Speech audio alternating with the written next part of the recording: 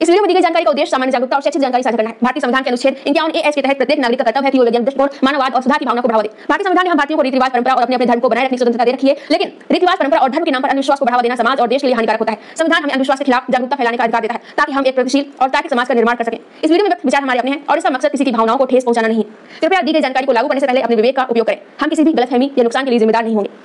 जो लोग हर बार बलात्कार या छेड़छाड़ की घटना की बात कहते हैं कि लड़की या महिला ने कपड़े ढंग से पहने होते तो ये सब न होता।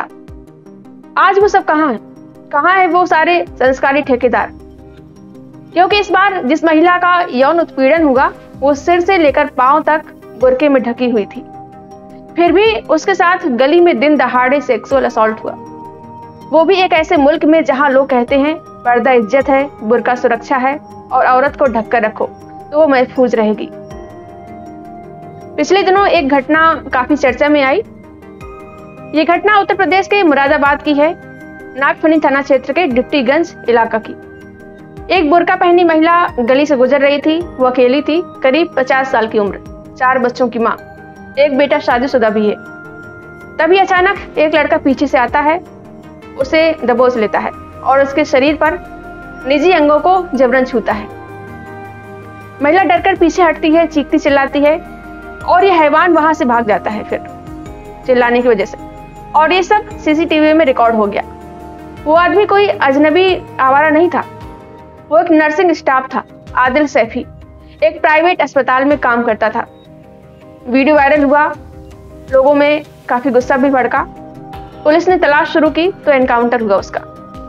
आदिल की टांग में गोली मारी गई, वो पकड़ा गया। अब वो अस्पताल में लेटा है, भर्ती है, कान पकड़कर माफी मांग रहा है, वीडियो में बोल रहा है माफ कर दो, गलती हो गई। लेकिन असली हैरानी तो तब हुई जब उसने बताया जब भी वो किसी महिला को देखता है तो उसके अंदर कुछ होता है, चीखती है तो अच्छा लगता है उसको।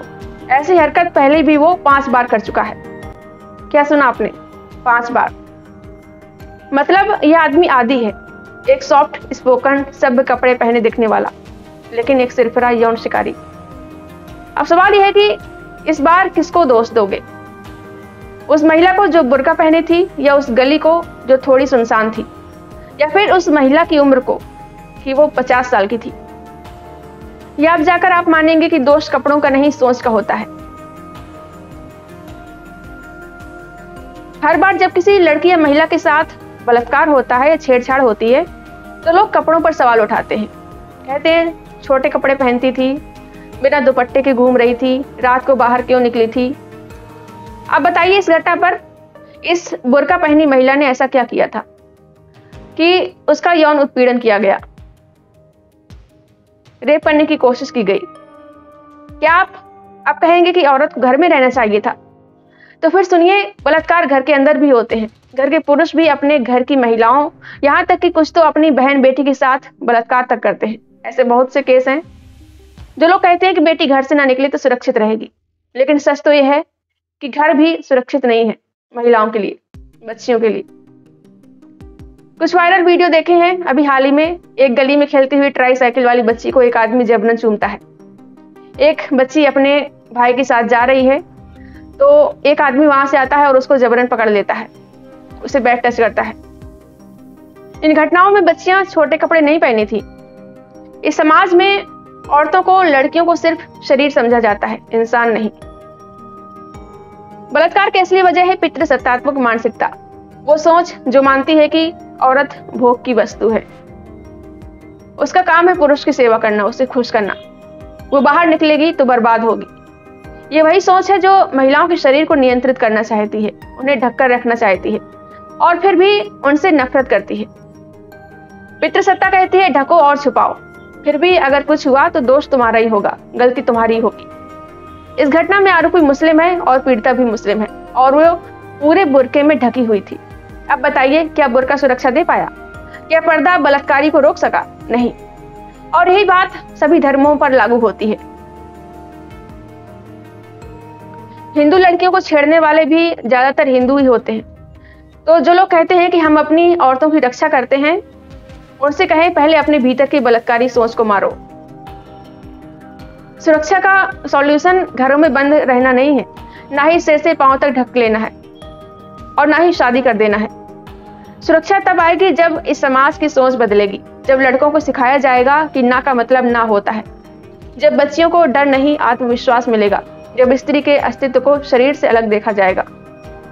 जब भी यौन अपराध हो, पहला फिल्टर होना चाहिए लिंग आधारित, मतलब अपराध इसलिए हुआ क्योंकि सामने स्त्री थी। धर्म, जाति, वर्ग ये सब बाद में आते हैं। अगर हम हर बार सिर्फ ये हिंदू था, ये मुस्लिम था, इसी में उलझते रहे तो असली मुद्दा दब जाएगा। और असली मुद्दा है औरत का शोषण, उसका वस्तुकरण और उसकी आजादी से नफरत। अब बताइए, क्या आप अब भी कपड़ों को दोष देंगे?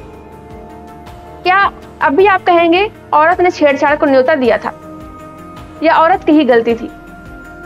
या अब आप पितृसत्ता के खिलाफ बोलने वालों को गाली देंगे?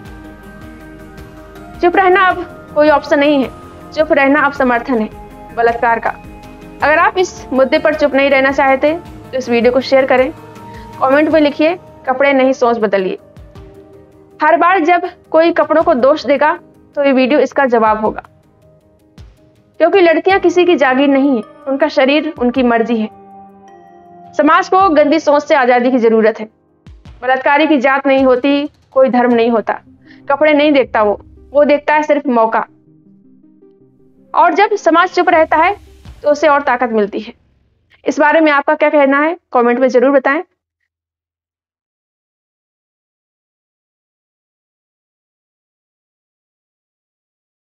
अगर आपको मेरा काम पसंद आ रहा हो और आप चाहते हैं कि मैं इसी तरह बिना डरे, बिना किसी के दबाव के सच्चाई और सामाजिक मुद्दों पर बोलती रहूं और अंधविश्वास के खिलाफ समाज को जागरूक करती रहूं, तो आप अपनी इच्छा अनुसार मेरी आर्थिक मदद भी कर सकते हैं। मैं किसी संगठन या पार्टी से नहीं जुड़ी हूं, आपका सहयोग ही मेरी सबसे बड़ी ताकत है। आप अपना सहयोग वीडियो के नीचे दिख रहे थैंक्स के बटन पर क्लिक करके या फिर मेरी UPI ID shashi-singh9192@OKICICI पर सीधे भेजकर या फिर स्क्रीन पर दिख रहे QR कोड को स्कैन करके कर सकते हैं। आपकी हर छोटी से छोटी मदद मेरे लिए बहुत कीमती है। आपका छोटा सा सहयोग भी मुझे मजबूती देता है, क्योंकि जब जनता खुद साथ देती है तभी बदलाव होता है। धन्यवाद।